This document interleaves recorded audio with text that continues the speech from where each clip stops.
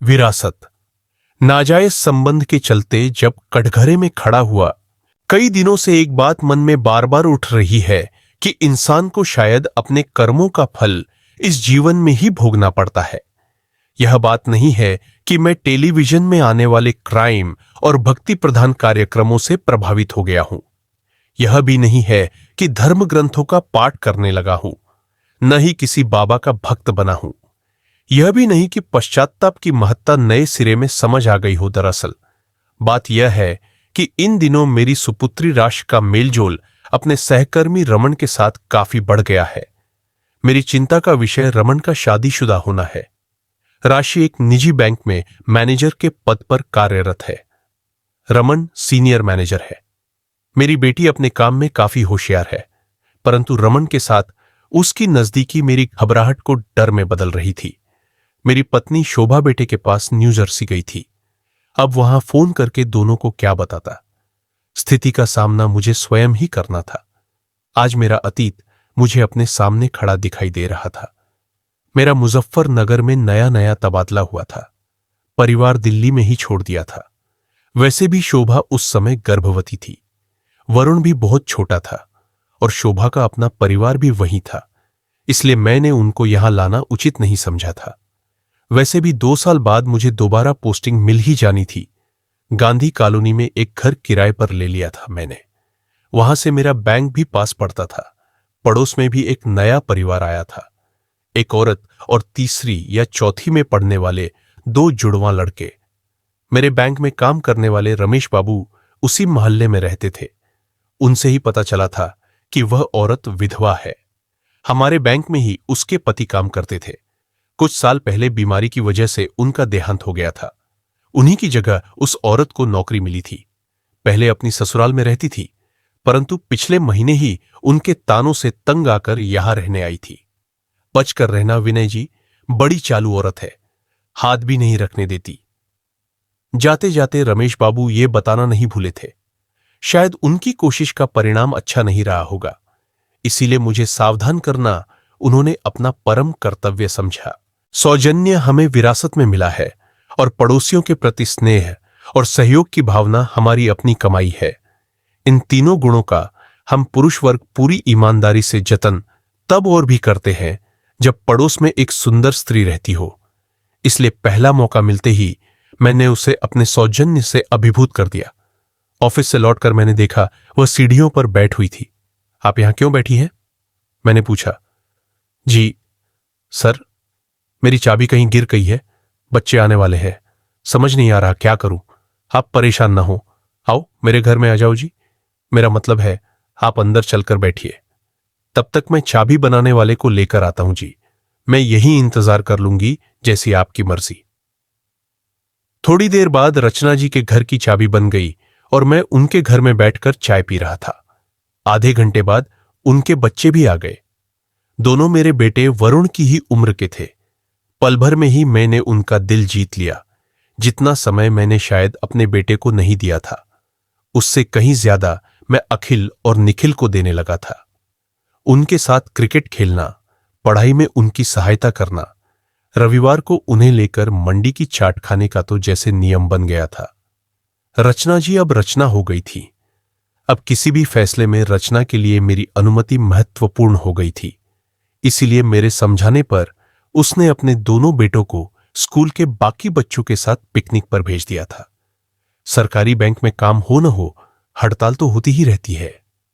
हमारे बैंक में भी 2 दिन की हड़ताल थी, इसलिए उस दिन मैं घर पर ही था। अमूमन छुट्टी के दिन मैं रचना के घर ही खाना खाता था, परंतु उस रोज बात कुछ अलग थी। घर में दोनों बच्चे नहीं थे। क्या मैं अंदर आ सकता हूं रचना?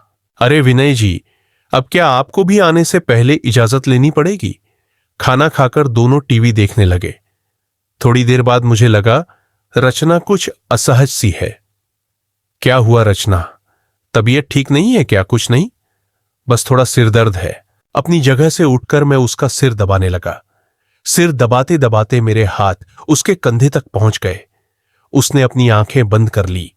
हम किसी और ही दुनिया में खोने लगे। थोड़ी देर बाद रचना ने मना करने के लिए मुंह खोला तो मैंने आगे बढ़कर उसके होठों पर अपने होंठ रख दिए उसके बाद रचना ने आंखें नहीं खोली। मैं धीरे धीरे उसके करीब आता चला गया। कहीं कोई संकोच नहीं था दोनों के बीच, जैसे हमारे शरीर सालों से मिलना चाहते हो। दिल ने दिल की आवाज सुन ली थी, शरीर ने शरीर की भाषा पहचान ली थी। उसके कानों के पास जाकर मैं धीरे से फुसफुसाया, प्लीज आंखें न खोलना तुम। आज बंद आंखों में मैं समाया हूं न जाने कितनी देर। हम दोनों एक दूसरे की बाहों में बंधे चुपचाप लेटे रहे। दोनों के बीच की खामोशी को मैंने ही तोड़ा। मुझसे नाराज तो नहीं हो तुम? नहीं, परंतु अपने आप से हूं। आप शादीशुदा है और रचना, शोभा से मेरी शादी महज एक समझौता है जो हमारे परिवारों के बीच हुआ था। बस उसे ही निभा रहा हूं। प्रेम क्या होता है यह मैंने तुमसे मिलने के बाद ही जाना। परंतु विवाह, रचना, क्या 7 फेरे प्रेम को जन्म दे सकते हैं? 7 फेरों के बाद पति पत्नी के बीच सेक्स का होना तो तय है, परंतु प्रेम का नहीं। क्या तुम्हें पछतावा हो रहा है रचना? प्रेम शक्ति देता है, कमजोर नहीं करता। हां, वासना पछतावा उत्पन्न करती है। जिस पुरुष से मैंने विवाह किया उसे केवल अपना शरीर दिया, परंतु मेरे दिल तक तो वह कभी पहुंच ही नहीं पाया।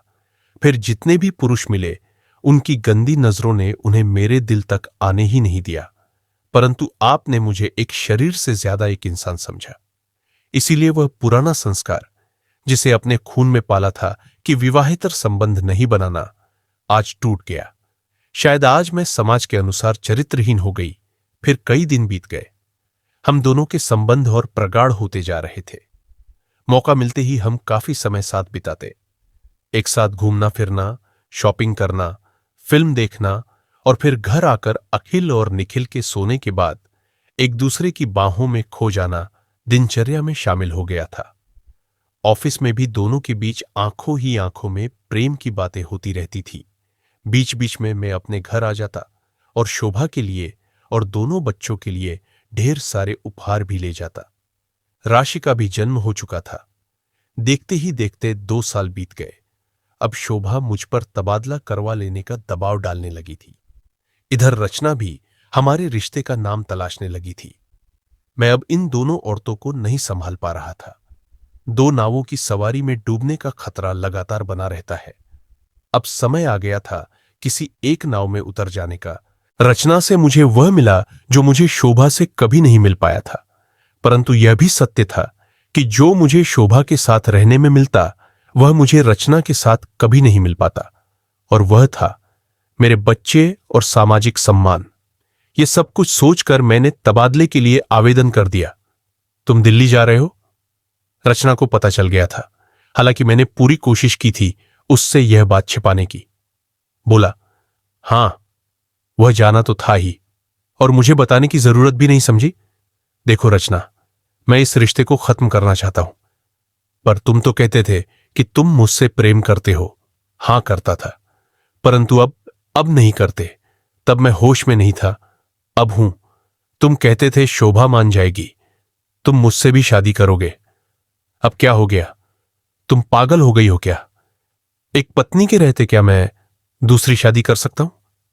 मैं तुम्हारे बिना कैसे रहूंगी? क्या जो हमारे बीच था वह महज रचना? देखो, मैंने तुम्हारे साथ कोई जबरदस्ती नहीं की।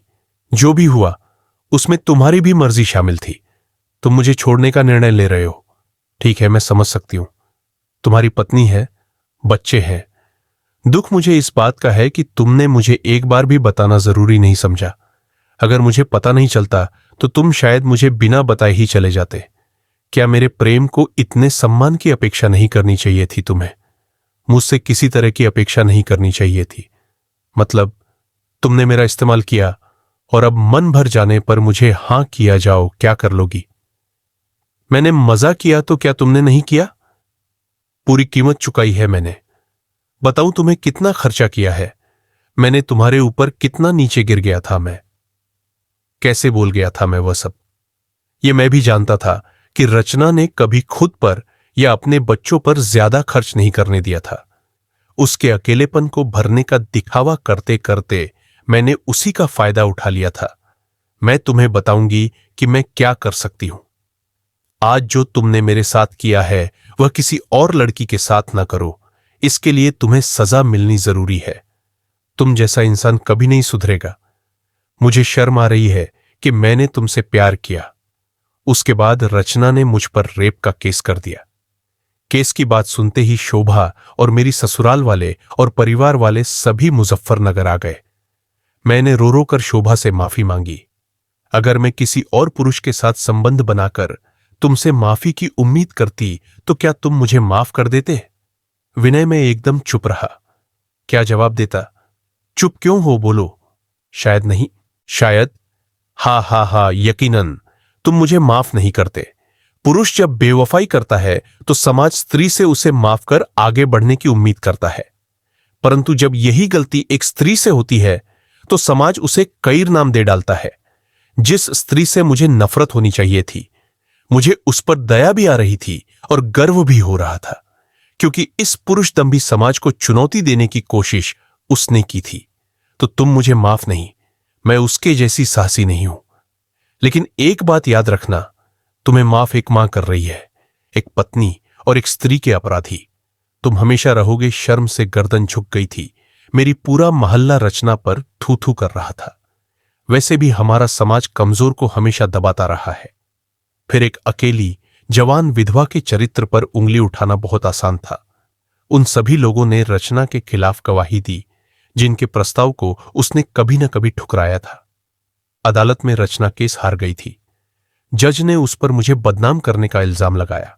अपने शरीर को स्वयं परपुरुष को सौंपने वाली स्त्री सही कैसे हो सकती थी, और वह भी तब जब वह गरीब हो। रचना के पास न शक्ति बची थी और न पैसे जो वह केस हाई कोर्ट ले जाती। उस शहर में भी उसका कुछ नहीं बचा था। अपने बेटों को लेकर वह शहर छोड़कर चली गई। जिस दिन वह जा रही थी, मुझसे मिलने आई थी। आज जो भी मेरे साथ हुआ है वह एक मृग तृष्णा के पीछे भागने की सजा है। मुझे तो मेरी मूर्खता की सजा मिल गई है और मैं जा रही हूं, परंतु तुमसे एक ही प्रार्थना है कि अपने इस फरेब की विरासत अपने बच्चों में मत बांटना। चली गई थी वह।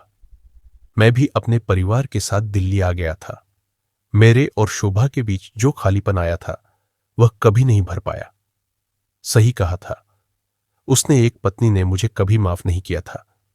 मैं भी कहां स्वयं को माफ कर पाया और न ही भुला पाया था रचना को। किसी भी रिश्ते में मैं वफादारी नहीं निभा पाया था, और आज मेरा अतीत मेरे सामने खड़ा होकर मुझ पर हंस रहा था।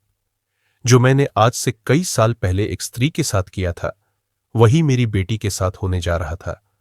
नहीं, मैं राशि के साथ ऐसा नहीं होने दूंगा। उससे बात करूंगा, उसे समझाऊंगा। वह मेरी बेटी है, समझ जाएगी। नहीं मानी तो उस रमन से मिलूंगा, उसके परिवार से मिलूंगा, परंतु मुझे पूरा यकीन था ऐसी नौबत नहीं आएगी। राशि समझदार है, मेरी बात समझ जाएगी। उसके कमरे के पास पहुंचा ही था तो देखा वह अपने किसी दोस्त से वीडियो चैट कर रही थी। उनकी बातों में रमन का जिक्र सुनकर मैं वहीं ठिठक गया। तेरे और रमन सर के बीच क्या चल रहा है? वही जो इस उम्र में चलता है। हां हां हां, तुझे शायद पता नहीं कि वे शादीशुदा हैं। पता है, फिर भी। राशे, देख यार, जो इंसान अपनी पत्नी के साथ वफादार नहीं है वह तेरे साथ क्या होगा? क्या पता कल तुझे छोड़कर ही मुझे लड़के नहीं, मैं लड़कों को छोड़ती हूं। तू समझ नहीं रही यार। अब वह मुर्गा खुद कटने को तैयार बैठा है तो फिर मेरी क्या गलती? उसे लगता है कि मैं उसके प्यार में डूब गई हूं, परंतु उसे यह नहीं पता कि वह सिर्फ मेरे लिए एक सीढ़ी है जिसका इस्तेमाल करके मुझे आगे बढ़ना है। जिस दिन उसने मेरे और मेरे सपने के बीच आने की सोची, उसी दिन उस पर रेप का केस ठोक दूंगी। और तुझे तो पता है ऐसे केसेस में कोर्ट भी लड़की के पक्ष में फैसला सुनाता है। और फिर हंसी का सम्मिलित स्वर सुनाई दिया। सीने में तेज दर्द के साथ मैं वहीं गिर पड़ा। मेरे कानों में रचना की आवाज गूंज रही थी कि अपने फरेब की विरासत अपने बच्चों में मत बांटना, अपने फरेब की विरासत अपने बच्चों में मत बांटना। परंतु विरासत तो बंट चुकी थी।